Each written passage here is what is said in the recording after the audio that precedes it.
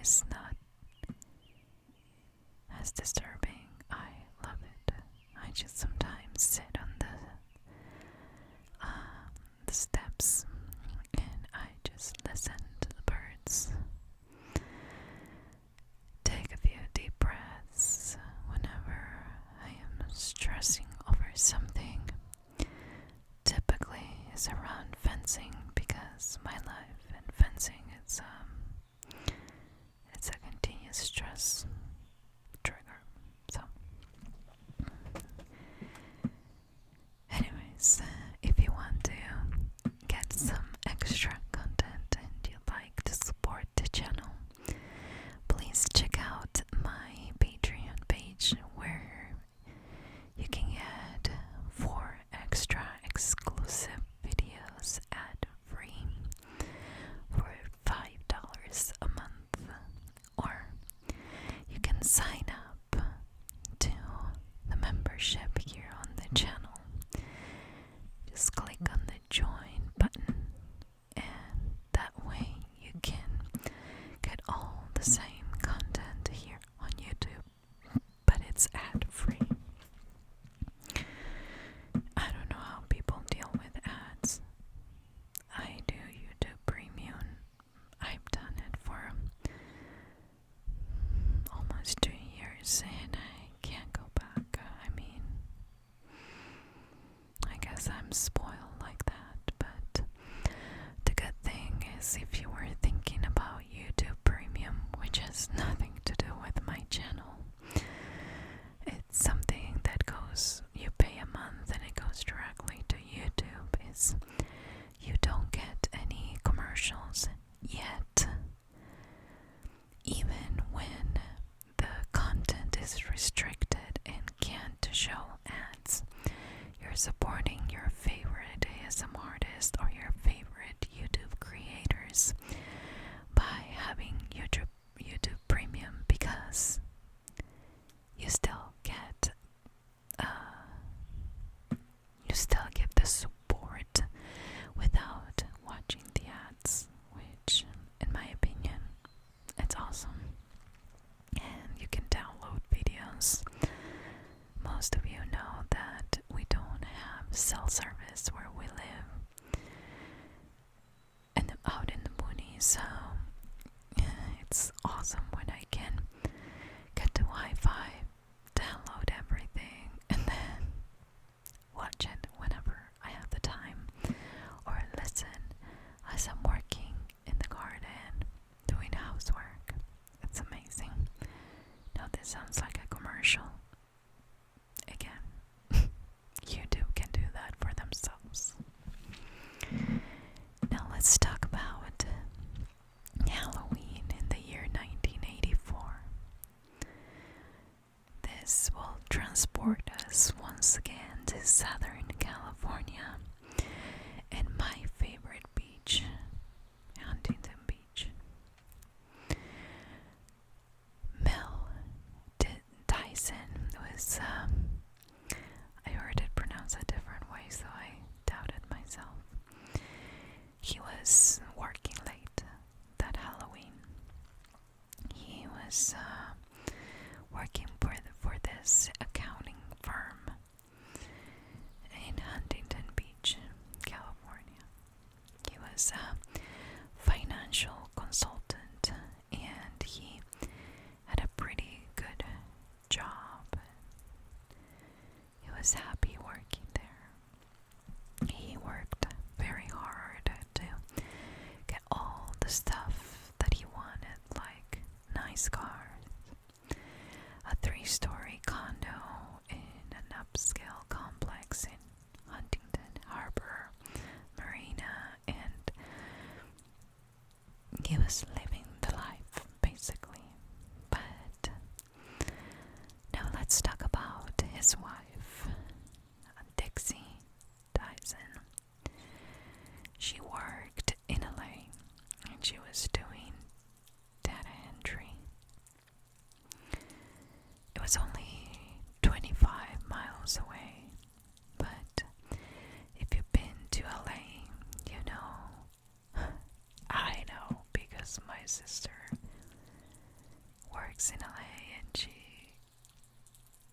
tells me how bad the traffic is, especially during, your typical commute hours where you have to go to work and it's kind of a daily thing. She and their 7-year-old son stayed at Mel's mother's house in Carson during the week to avoid all this craziness and being late to work basically every single day or leaving 3 hours before. And they would come back to their Huntington Beach condo on the weekends. However, they barely started this, and Mel and Dixie had been struggling with their relationship for the past few years. They'd been on and off until recently when they decided to kind of get together and try it one more time. Overall, they had been together for about 10 years and they had this one kid together, but they never got married. Although California has no common law marriage rule, they consider themselves husband and wife. So she took his last name. So let's go back a little bit. They met when he was in his early 20s. And Dixie was 10 years older than him, but that didn't seem to matter to Mel really at the time. They were described as an odd couple. She was an only child in a tight-knit Filipino family. He was shy and he was quiet, while Dixie was loud and kind of quite opposite to Mel. She grew up as an adopted child of a broken family and had been married and divorced twice before meeting Mel. Despite their differences, that they were inseparable, and at least for the first 4 years, then they were on and off. The second 4 years of their relationship were kind of rocky. They broke up briefly and she took their son to a little bit south towards San Diego County. And they would, get together. She would move back in with him, then move out again. But at the time, going back to Halloween 1984, the couple were trying to patch things up and make this relationship work. Now that night, after Mel was working late at the office, he arrived home and he was shocked to find that something had happened in his beautiful condo. It was in a secure complex, but it was trashed. I mean, the interesting thing is that this kind of complex was not only was not only very secure, but it only had one entrance that required going through a security guard station. And so he noticed that drawers were kind of ripped from the dressers. The clothes were all over the place. The artwork were just on the floor. Furniture overturned. 2 of his watches had been stolen. His checkbook was missing. And about $300 in cash was gone.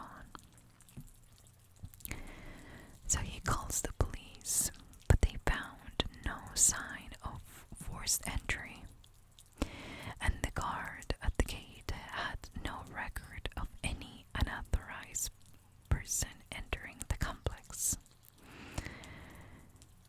They noticed this window screen on the third floor that was torn, but a third floor window hardly seemed like an entry point, really. It'd be a little bit hard to get there. So you would probably need, would have had to bring some kind of a ladder to enter through that window. And how did he or she avoid the guard at the gate? So nothing made sense.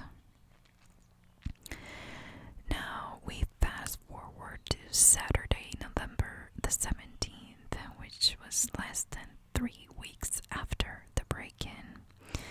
And Dixie had spent the day running errands and getting her hair done and, just going here and there. But when she was back, or on her way back to the condo, she picked up their 7-year-old nephew who had planned to have a sleepover at their condo that night. So they got home and the two boys were put to bed. And later on, Mel and Dixie went to bed at around 10 p.m. Sometime during the night, she woke up to the sound of her son coughing, and she went to go check on him. Both of the boys were sound asleep. So she decided to stay with her son for a while and make sure that he was okay. Then she woke up again, and when she did, she decided to go back to her bed. As she was walking into her bedroom, she was immediately attacked by a man wearing a nylon stocking over his head. He was holding a knife to her throat and threw her to the ground and assaulted her.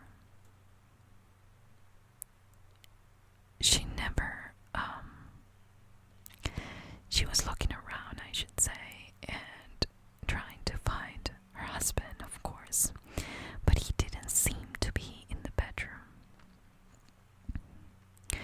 After he attacked her, he forced her downstairs into the garage and gave her orders to get in the car and drive him out of the condo complex. She followed the instructions and drove him inland into the intersection of Golden West and Warner Avenue. He then exited the vehicle and ran away. But before he left, he turned around and said, quote, "The last time was just a warning," end quote. Dixie drove back to her condo, and when she went back into the master bedroom, she noticed something she hadn't noticed before. The bedroom was covered in blood. He had been stabbed. So she rushed to check on the kids and found them still asleep. And they never noticed what happened. She called the police and she told them what happened, but they were suspicious. She was very calm and collected, and she certainly didn't act like somebody who had been abused and her husband brutally murdered.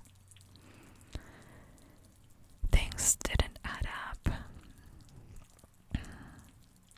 She claimed that this guy assaulted her on the bedroom floor just a few feet from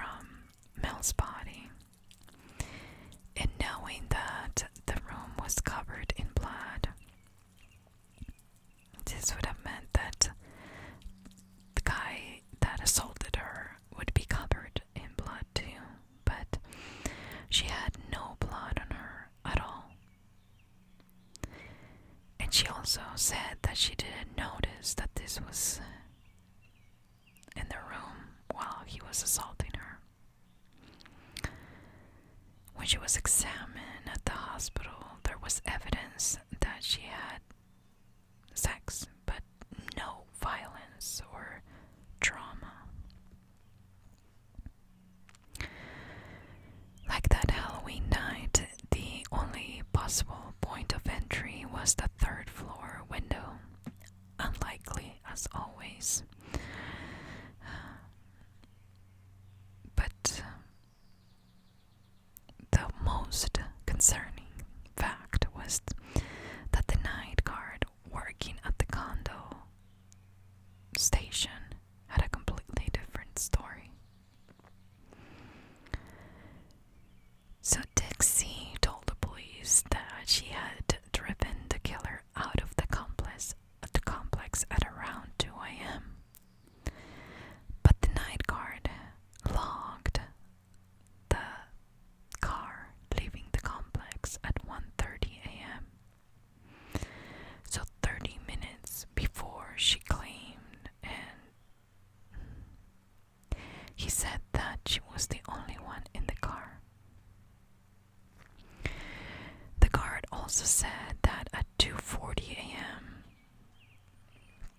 just 20 minutes before the police arrived, a man of about 45 years old and who said that his name was Carl drove up to the security gate with a woman that looked to be about 35 years old.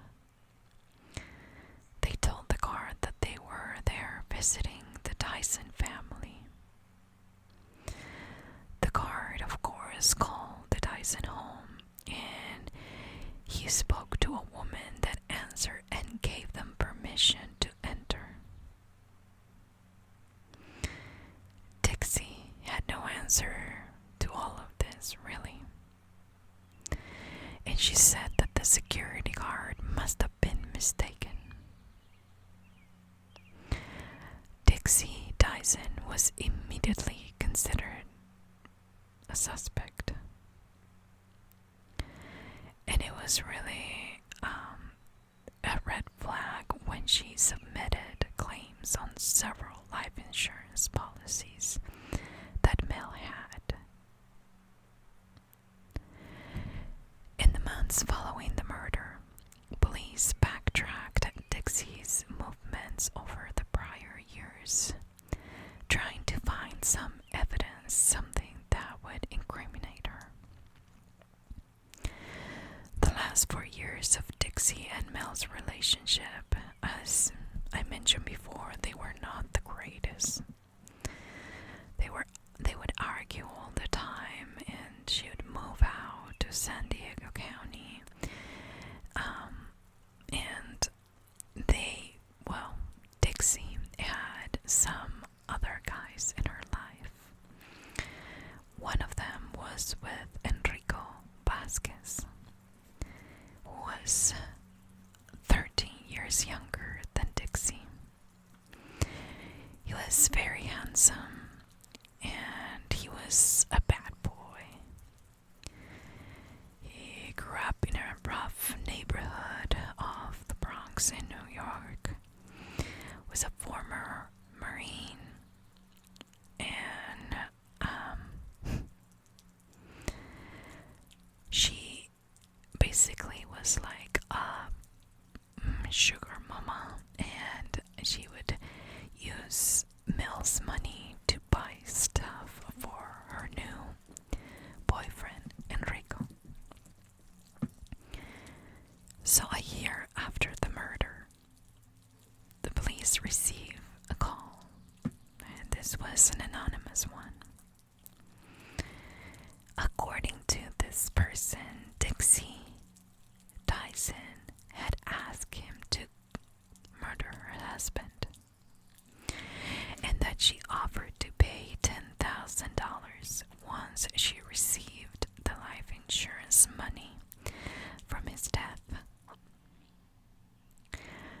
said that he refused the offer, but that he knew that she found another person who would do it.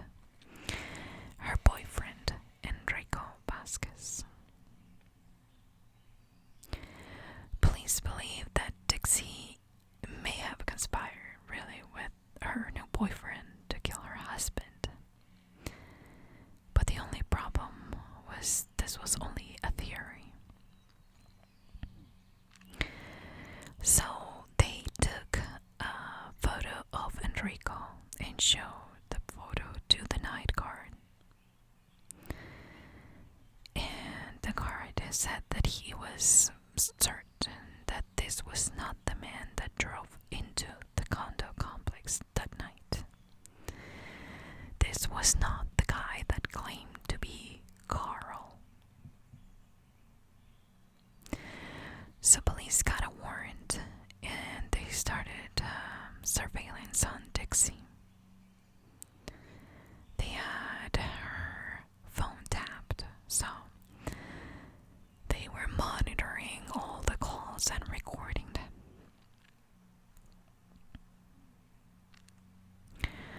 In March of 1986, using the federal search warrant, police intercepted a letter that she actually sent to New York City to her boyfriend Enrico Vasquez. In the letter, Dixie said that an unidentified woman had offered to lend her money if she confessed. This is what she wrote on that letter. Quote, she said, and she's talking about this unidentified woman. She said I could have the money as long as I admitted to being involved in Mel's accident. Either I did it, or no did it, or arranged it. She said then her people would have some guarantee that I'd paid the money back, or they could go to the police. She continued, let me tell you, I was tempted, but I got scared and said no. I couldn't lie about it. She really started pushing it. I could have 15,000 or even 50,000 if I wanted, as long as I confessed to something. End quote. She also mentioned this guy Mike, who told her, according to what she was saying, to stay away from the woman, that it was a setup. So this is still part of that letter. Quote, with the circumstantial evidence, if I admitted anything to anyone, they could pick me up. Although he, and she's referring to this guy Mike, did say it was entrapment and he thinks a jury would laugh them out of town. But he says they definitely don't have enough to arrest me, or they would have. There's never a day that goes by that I don't think of you, she continues. I get mad at myself that you are still so much part of my thoughts. My God, babe, can't you see how hard this is on me? I've got to get out. I think now is the best time. They think I'm stuck here. They won't be expecting it. Once I get the money, I think they'll really be watching to see what I do with it. And then she asks, still the same letter, isn't there anyone you know that can help me? Don't you have any connections with the mob or loan sharks or anyone? I just can't take any more of this mental and emotional pressure.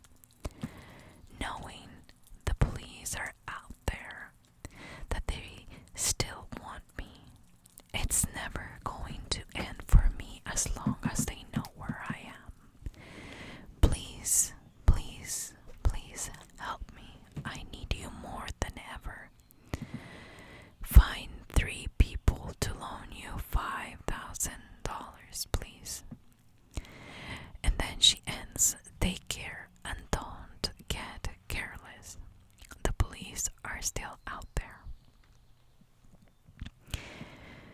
Now that's the end of that letter, which is very suspicious and really helped this investigation. But at this point, 2 years had gone by since the murder, and no arrests. Dixie had placed claims on the life insurance policy, but they all denied them. They weren't saying that they weren't going to pay, but they really were disputing who the beneficiary was. Apparently, Mel's mother, Dolores, was the executor of his estate, and so she alerted the insurance companies that Dixie may have been involved in her son's death. After speaking to the police, the insurance company all agree, claiming that the police had maliciously persuaded the insurance company. Dixie decided to hire a lawyer and wanted to sue the 3 insurance companies, the city of Huntington Beach, and Detective Mason, which was the lead investigator on her case. Now, she was suing for the original $100,000, and she was also adding $250,000, like $250,000 more in damages. The court case was due to begin December 3rd, 1986. But before then, the day before then, Dixie was arrested for first-degree murder and conspiracy to commit a murder. So, we're gonna go back to that day. As I mentioned, she said that she visited the hair salon on the day of Mel's murder. So police went to the salon.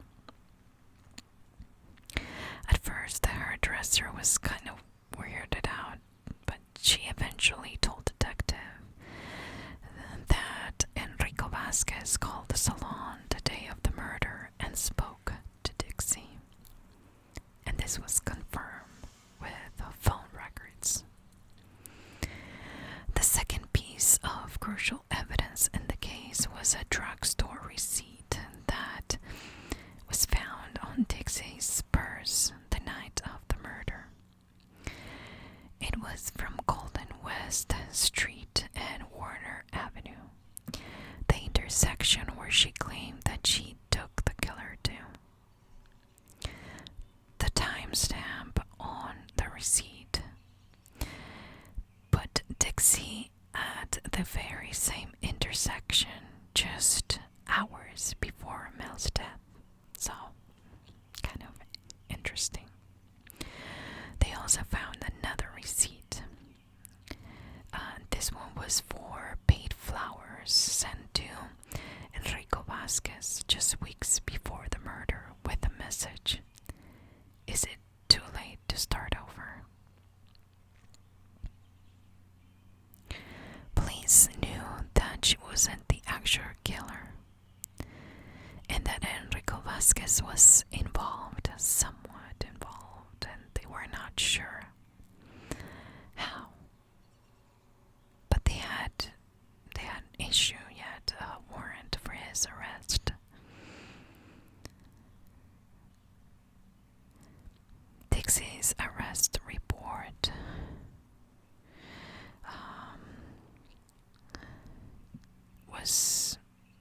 it had something that claimed that she had an uncharged conspirator involved. And they also said that this murder was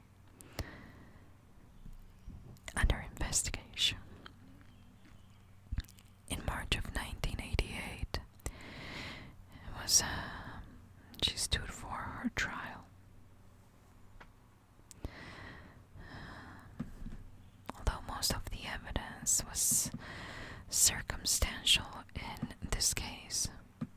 But, I mean, everything that she'd say wouldn't make sense. So the prosecution used the drugstore receipt to place her at the same intersection where she claimed to drop off the killer, just hours before the death. They proved that she didn't call the police until more than 2 hours after he was killed. She couldn't explain the lack of forced entry. She couldn't explain having no blood on her despite, having close contact with the killer of her husband. They placed this motive on her.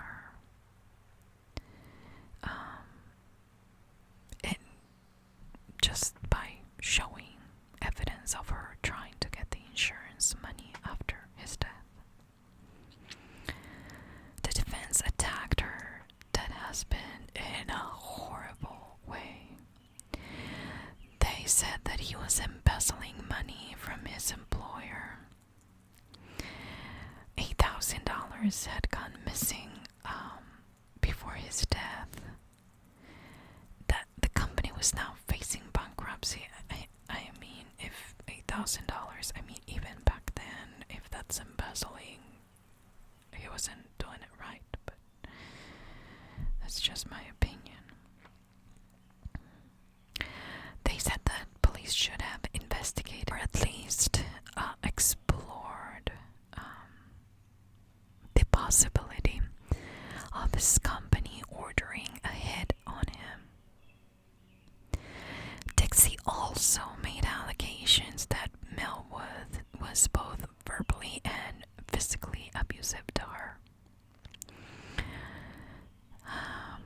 But the key witness for the prosecution was the condo night security man, who had carefully logged every car that came through the gate on the evening of the murder, and none of Dixie's explanations really made sense or compared to what he had logged. So the jury deliberated for only about 2 hours, and they came back with a guilty verdict of first-degree murder and conspiracy. Dixie faced an automatic 25 years to life in prison, but she asked for a delay because she was ready to give up her accomplices.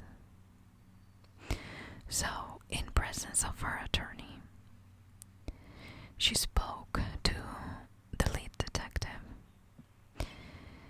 and she knew that giving up this name was going to be the only way that she could get a lighter sentence. So Dixie told detectives that she had only planned the murder and asked her boyfriend Enrico to do the job for her. She told Enrico that with him gone, she would own the house, would have sole custody of her son, and would get over $100,000 in life insurance. Now, according to her, he didn't do it by himself. He had a friend from New York that would do it for a fee. His name is George Ira Lamb, and he had flown out from New York City and shared a nearby hotel room with Enrico Vasquez.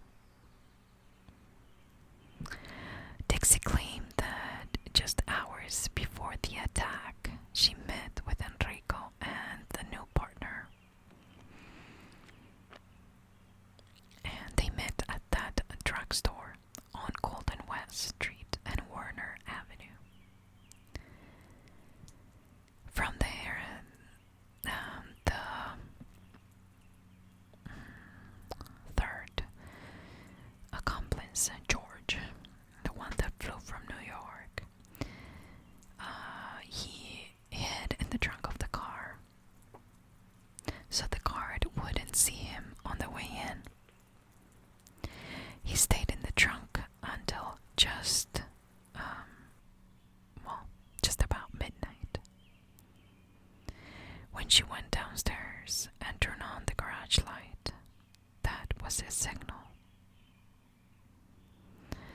Dixie then watched as he murdered her husband.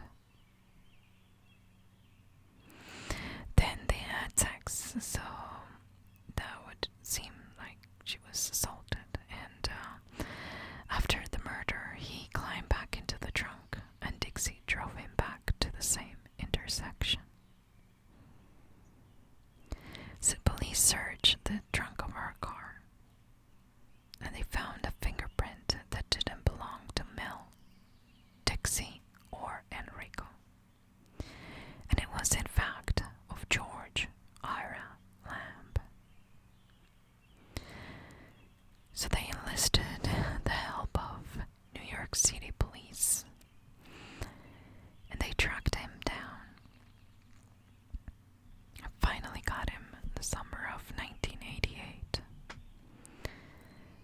They charged them both with first-degree murder and conspiracy, and they extradited them to California for separate trials. Dixie testified against both of them, and now her sentence was reduced to 15 years to life. During the 3-week trial of George Lamb, Dixie told her story of how she and Enrico hired him to kill her husband. But if you remember, Dixie lied before, so the jury was having a hard time believing her. George's attorney argued that 17 stab wounds on a victim, it's kind of indicates, I should say, rage and heat, and not the kind of work someone does when they don't know the victim personally. George's wife and 2-year-old son flew for the trial, and also part of his extended family.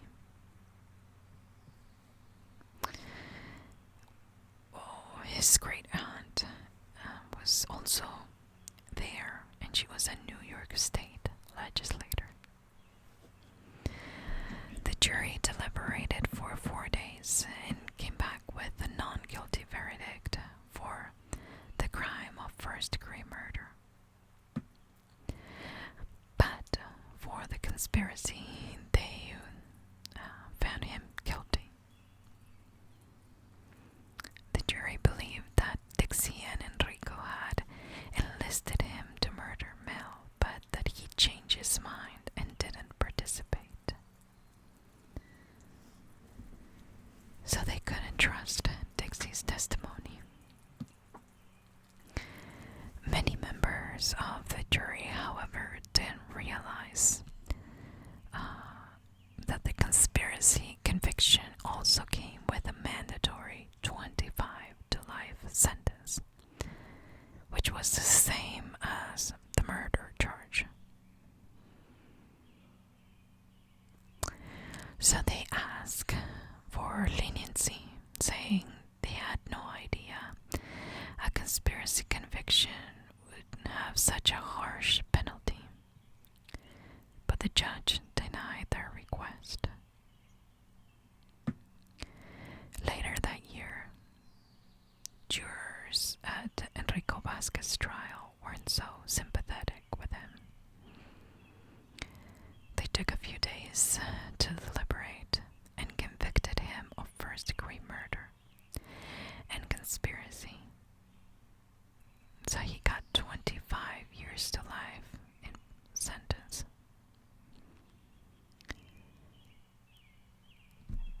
But at this point, we can all agree that Dixie Dyson was the mastermind behind the death. But she still got that reduced sentence. However, she served much longer.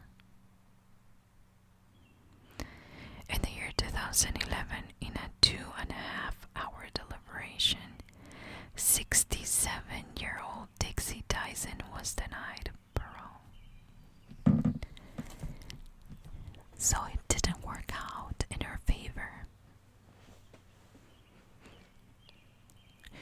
Now I have to say that because of all the information that I could find on this case, and even based on a book that covered this case, I can tell you that I don't know how much physical evidence they were able to retrieve from the murder scene, because I think it would have been much easier to actually find either a fingerprint, a fiber, or something that would place one of them at the crime scene, or both of them at the crime scene. However, I don't think that they either did such a wonderful job at preserving evidence, even, back in the 80s, or if it was, honestly, I think they didn't save that evidence, because it would have been easier today to test and kind of come back to, okay, both of them were there, or just one of them were there. After the research, tend to believe that George wasn't really there, and that probably it was done with the help of Enrico, who had to carry it for George, who last minute said he didn't want to do it. Now, a couple of things don't make sense. I would assume that if he was assaulted, they would have done a rape kit, and that she'd had some kind of biological fluids. It was also said that she had intercourse with her husband before he fell asleep. So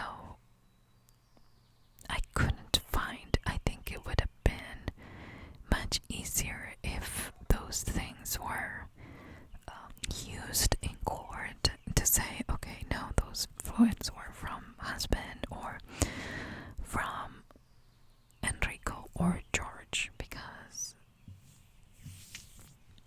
they would be able to tell if they had a sample.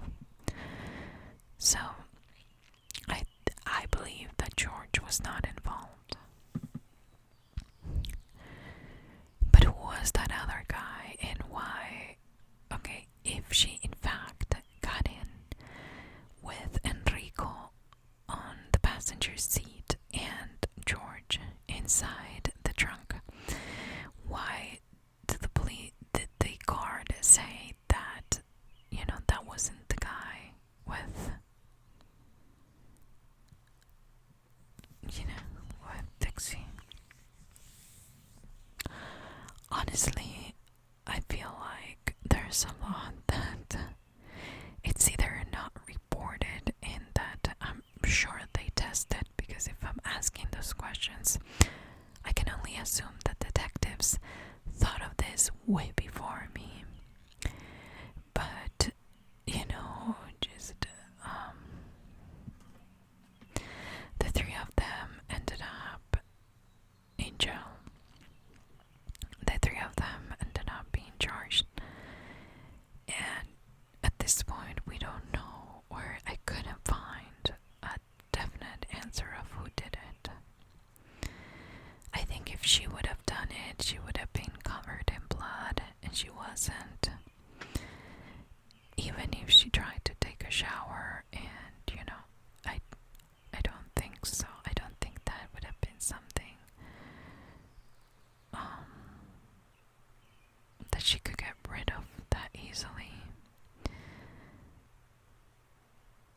So, in my head, that leaves us with either George or with Enrico, but for whatever reason, I kind of agree with the jury that he was someone involved, but he didn't actually commit the crime.